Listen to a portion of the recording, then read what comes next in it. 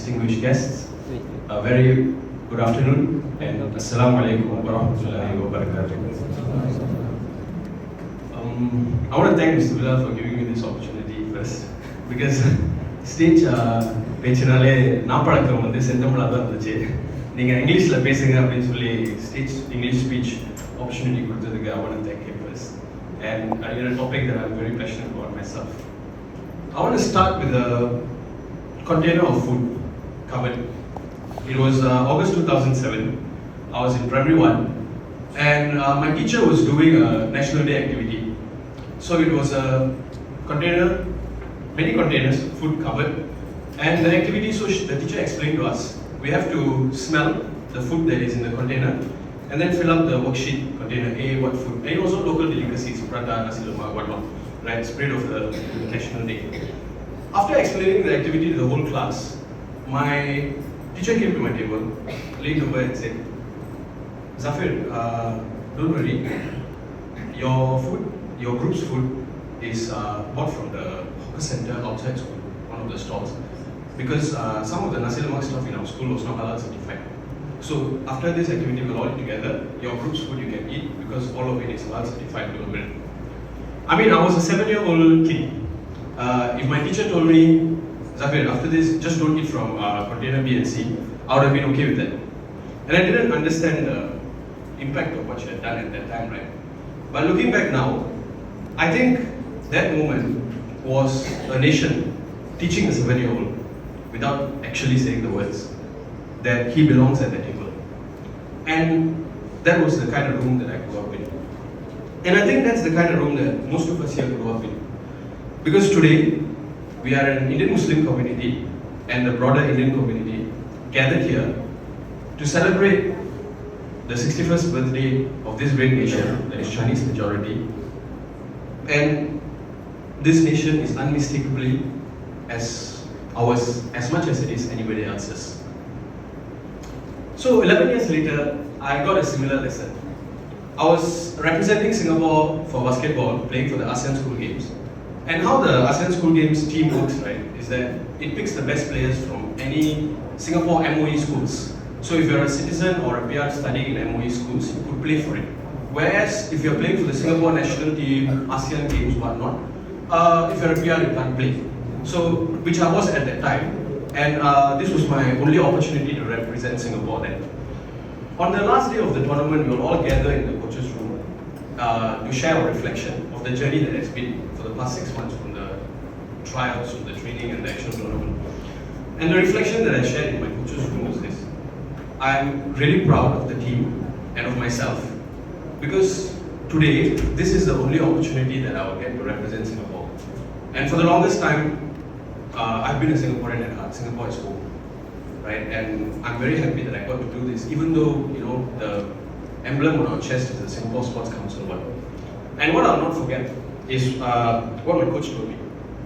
He said, Zafir, actually players like you is the main reason why, for a few years now, we've been trying to get the Singapore flag onto their jersey.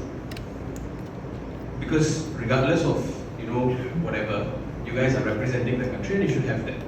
And what you just shared kind of made me realize we have to do it ASAP.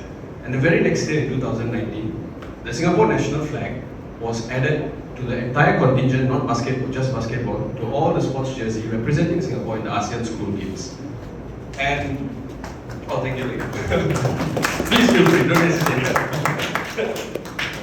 So, and a few years down the road in 2023, my brother represented Singapore for the ASEAN School Games with the flag on his jersey. And of course, he moved on to represent Singapore in its first ever Commonwealth Game appearance for basketball just this August.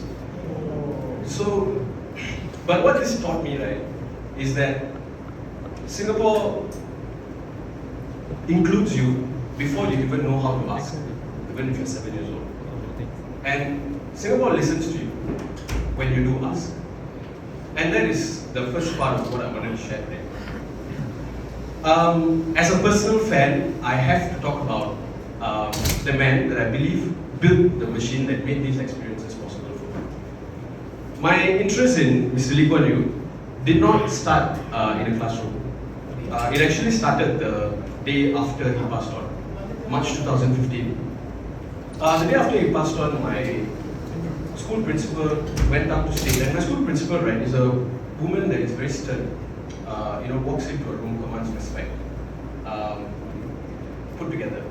And when she went up on stage and spoke about Mr. Lee, 2 sentences in, her voice started to break. And my principal teared up in front of the entire school. And seeing that, right, I asked myself, an entire nation, very, very popular for having citizens that are all complaint kings, is mourning one man as if they just lost someone in their own family. How great was he? Why? That kind of set me into years of reading about him, watching documentaries about him, and learning what kind of leader he was, right? And even today, I think that made me discover one of the best leaders and the epitome of political excellence and leadership in the last century. And Mr. Lee was someone who took a country with no resource and made its people its resource. And you can see that deliberateness everywhere, even here. Because Mr. Lee believed that infrastructure of Singapore should be state-built and state-maintained. He was a very famous lover of the aircon. And that is why, unlike, I don't know how many other countries you can see this, but in Singapore, you walk into any government building, a government office, National Library, you will see there is state-of-the-art facilities, air conditioned. Because even before that data actually proved, by the way, there is research data for this, in tropical regions, heat and humidity affects productivity. And the aircon actually boosts productivity here for us in Singapore.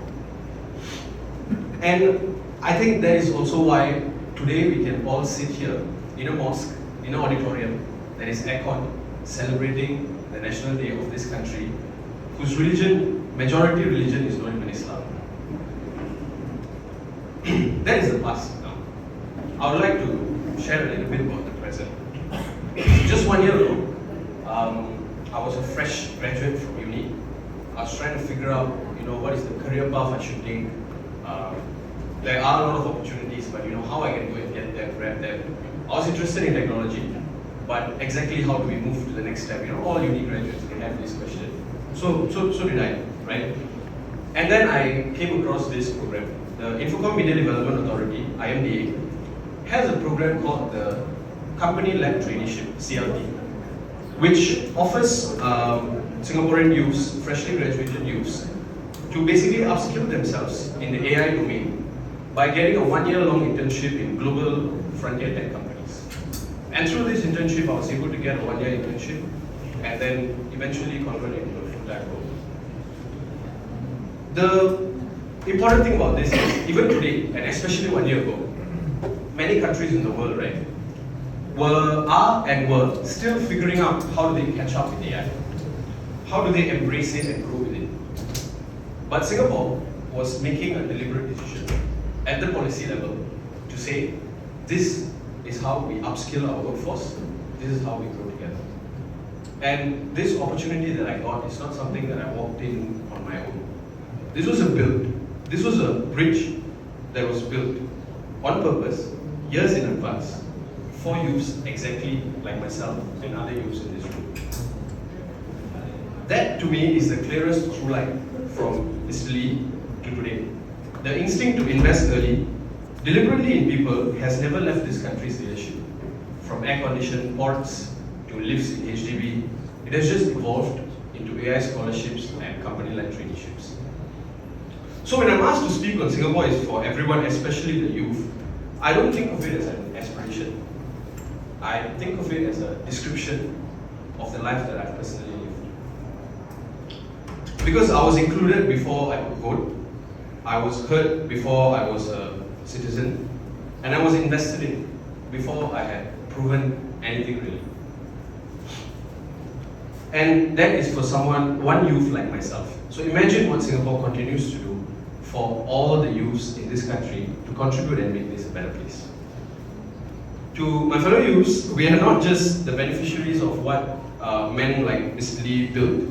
We are increasingly the people being asked to go beyond it. And if a bowl of food and a flag stitched onto a jersey is indicative of anything, It is that this country will keep making room for every single one of us to do exactly that and to find the pot of gold at the end of the rainbow. Thank you.